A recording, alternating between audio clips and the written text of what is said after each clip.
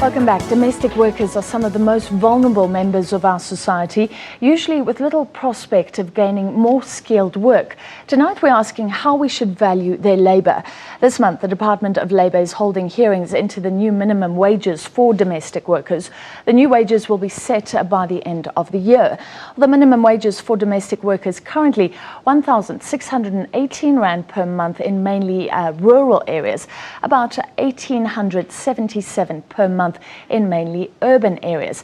That's for workers who work more than 27 hours per week, and it applies to a 45-hour week.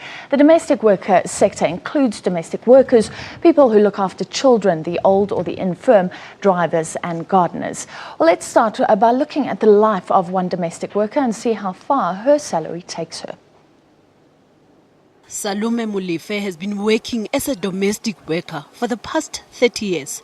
She mostly works on a part-time basis and earns 150 rand a day, and says this rate has not changed in many years. Salome says the high transport costs, rental and food costs are hitting her pocket, and she's battling to pay school fees for her 2 children who are at tertiary. She says it's difficult to negotiate an increase as a domestic worker.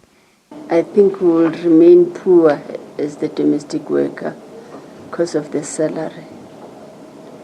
Cannot do anything, and our children as well are suffering because they drop out because of the school fund. Salome is pinning her hopes on the current wage proposals for domestic workers to help improve her circumstances and put food on the table.